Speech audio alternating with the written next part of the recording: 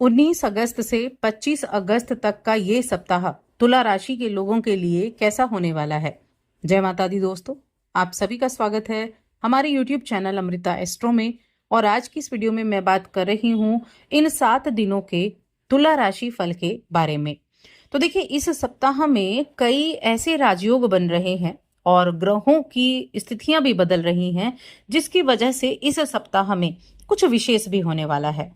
अब इस सप्ताह में क्या होगा कि मिथुन राशि में शुक्र चंद्रमा की युति से कला योग बनेगा, जिसे काफी प्रभावशाली योग माना जाता है। इसके अलावा 21 अगस्त को शुक्र का राशि परिवर्तन भी हो जाएगा और वो मिथुन राशि से निकलकर कर्क राशि में प्रवेश कर जाएंगे। लेकिन जब सप्ताह की शुरुआत होगी तो सूर्य, जिनका राशि परिवर्तन पहले ही हो चुका है, वो अपनी राशि सिंह राशि में मौजूद होंगे, जहां पर केतु भी विराजमान है। केतु के साथ सूर्य की युति हो जाएगी और इस दौरान राहु कुंभ राशि में, मीन राशि में शनि वक्री अवस्था में विराजमान है। कर्क राशि में बुध भी विराजमान है। मंगल कन्या राशि में बैठे हुए हैं। अब इनसे कई राजयोग का निर्माण भी हो रहा है, जैसे बुध शुक्र की युति से लक्ष्मी नारायण योग है। राहु और मंगल का समसप्तक योग भी है, षष्टक योग भी बना हुआ है और लक्ष्मी नारायण योग तो है ही, साथ में गज केसरी राजयोग भी है, महालक्ष्मी योग भी है। तो ये जो शशि आदित्य योग भी बना हुआ है, ये जो कई राजयोग बने हुए हैं, ये जो ऐसे निर्माण हो रहा है, इनका प्रभाव भी उसी तरह से आपको देखने को मिलने वाला है। अब वो क्या प्रभाव रहेगा, इसके बारे में हम यहाँ विस्तार से जान लेते हैं।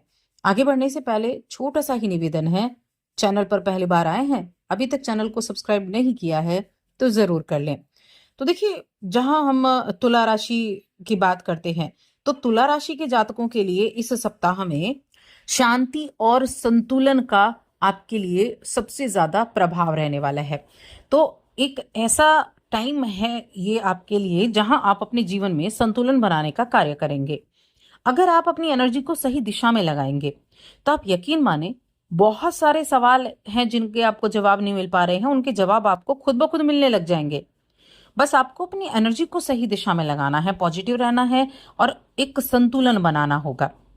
इस समय हर काम में सटीकता बनाए रखना बहुत जरूरी है। अब यहाँ भाग्य भी आपका साथ देगा, ऐसा नहीं कि भाग्य आपका साथ नहीं देगा, भाग्य भी आपका साथ देगा। अगर आप अपना कार्य अच्छे से करेंगे और शुक्र के अस्त होने से, ठीक है, थोड़ी सी आपके कामकाज में स्पष्टता हो सकता है कि कम हो जाए, लेकिन अपनी जो टीम है उसके साथ तालमेल अच्छा बनाए रखें। खुद को जरूरत से ज्यादा झुकाना नहीं है, तालमेल बनाकर रखना है। एनर्जी का सही से इस्तेमाल करना है, बहुत ज्यादा झुकाने की कोशिश अपने आप को ना करें। पंचम भाव में वक्री शनि है, जो आपको बुद्धिमानी से अपनी रणनीतियों को दोबारा जानने और सुधारने का अवसर देंगे, क्योंकि यहाँ पर शनि का वक्री होना आपके लिए बहुत अच्छा है। कुछ ऐसे कार्य जो आपके बन नहीं पाए थे, कुछ ऐसे कार्य जहां आपने रणनीतियां तो बनाई लेकिन उन्होंने अच्छे से काम नहीं किया, योजनाएं तो बनाई, अच्छे से योजनाएं चली नहीं, तो उनको दोबारा जांचें और सुधारने का अवसर शनि आपको दे रहे हैं। क्योंकि जब कोई ग्रह वक्री होता है तो उल्टी चाल चलते हुए प्रतीत होता है, और अगर वो अच्छी स्थिति में है तो आपके जो कार्य बिगड़ चुके हैं उन कार्यों को ठीक करने का अवसर भी वही आपको प्लैनेट देता है। तो इसीलिए ये समय ऐसा है। इस समय काम का प्रेशर आपके ऊपर रहेगा, नो डाउट, लेकिन फिर भी अपनी योजना को साफ तरीके से रखेंगे, आपको सीनियर्स का सपोर्ट भी मिलेगा, काम बड़े सरल तरीके से हो भी जाएगा। अचानक से ऐसा हो सकता है कि इस सप्ताह में आपको खर्चा बढ़ता हुआ दिखाई दे। अचानक से आपके मन में कोई इच्छा उठी, और इच्छा है कैसे भी हो सकती है, तो वो आपकी इच्छा अचानक से आपके खर्चे को बढ़ा सकती है। तो कोशिश करें, अगर बहुत जरूरी नहीं है तो फिजूल खर्ची से बचना होगा और एक अच्छी जीवन शैली को अपनाना होगा। जीवन साथी या फिर बिजनेस पार्टनर के माध्यम से लाभ होने के योग है। अगर आप पार्टनरशिप में काम कर रहे हैं तो उस पार्टनरशिप के जरिए आपको लाभ होगा। अगर आपका जीवन साथी किसी भी तरह के काम से जुड़ा हुआ है, उसके द्वारा आपको धन लाभ के योग बने हुए हैं। बस पारदर्शिता, बस अपने जो आपका जो रिश्ता है ना, उसमें पारदर्शिता को बनाकर रखना है। किसी भी महत्वपूर्ण फैसले को टालने से बचना है। अगर आज आपको कोई डिसीजन लेना है तो उस डिसीजन को आपको आज ही लेना है। ये नहीं सोचना है देखेंगे, आगे देखेंगे क्या होगा, तो उसको आगे के लिए नहीं टालना है। उस डिसीजन को आपको आज ही लेना पड़ेगा। तभी आप ये समझें कि हाँ, अगर आपने आज का कार्य आज किया है तो निश्चित रूप से वो कार्य आपको लाभ देगा। जी। और इस टाइम में ईमानदारी से आप फैसले लेंगे। ये समय आप सभी के लिए मैं कहूँगी फायदेमंद रहने वाला है। आप इस सप्ताह में प्रेम की सुंदरता को भी खोजेंगे। भावनात्मक बातचीत रहेंगी। किसी भी चीज़ को नज़रअंदाज ना करें, चाहे वो आपका कोई रिलेशन हो, चाहे वो आपका कोई कार्य हो।